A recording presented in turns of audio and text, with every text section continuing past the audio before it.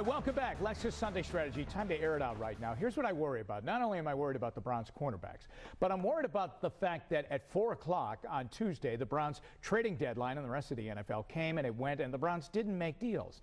I'm worried about this because I'm a worrier.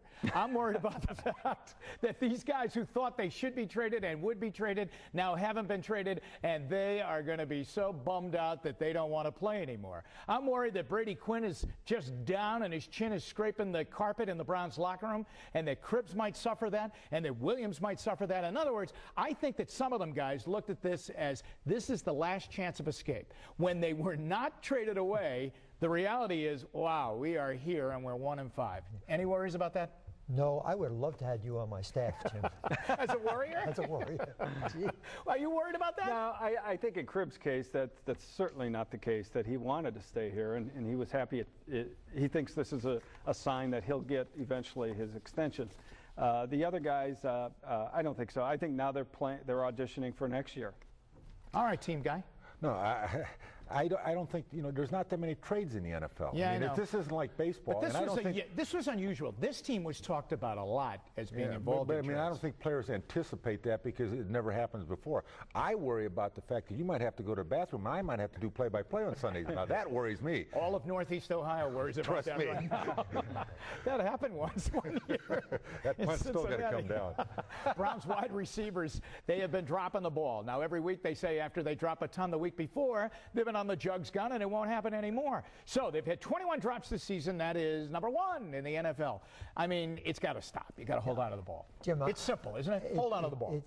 It's really simple. When you draft or acquire a receiver, I don't care if he's a 4.2 or 4.1, you drop him down a well, but he's got to be able to catch the ball. And I'll go back to it again. It's a matter of the jug's not going to do it. You got to do it with a lot of practice, but a lot of these guys have had problems before they came here. We've had 16 drops. It's a matter of concentration, it's a matter of balance, and it's a matter of not having fear going inside to catch the ball. And right now, what looks like to me, maybe some of these guys are not good enough. All right. Tony. Well, they dropped Quinn's passes, they dropped Anderson's, and in Pittsburgh, they dropped one of Cribbs's. So I don't think it's the quarterback. Doug, what do you think? Well, I think you got to look the ball in. But the thing is, for a quarterback, you throw to a receiver you have confidence in. Now, this becomes a problem. Where do you go?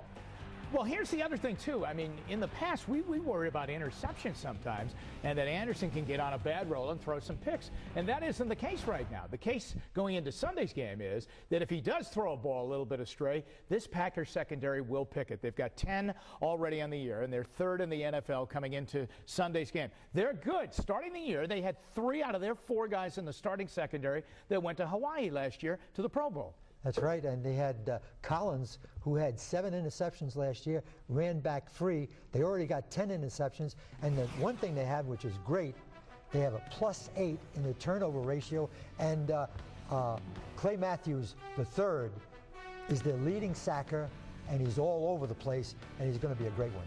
Tony. Well, Dom Capers is their defensive coordinator. He started the blitz, he copied the blitz when he was with Pittsburgh in the zone blitz.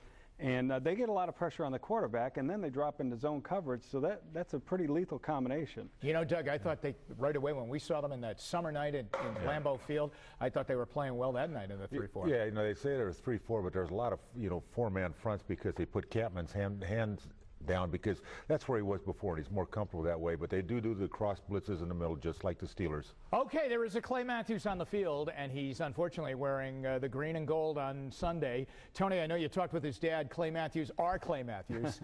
Okay, but this kid was our Clay Matthews, too, because he watched the Browns when he was growing up. He could have been a Brown a couple of times. He was taken 26th by Green Bay. Of course, the Browns traded down 3 times and drafted a center at 22nd.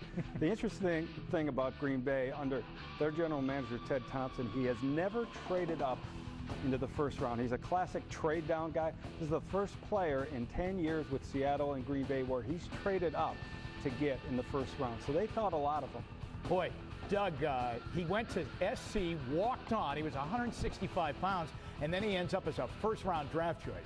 Well, if he's like his dad, he'll always be on his feet. The one thing about Clay, his dad is, you know, you never saw Clay Matthews on the ground when he was here. He was great with his hands and his feet. I called him the night of the draft and told him that, you know, just really was really rooting for the fact that maybe the Browns would draft his son.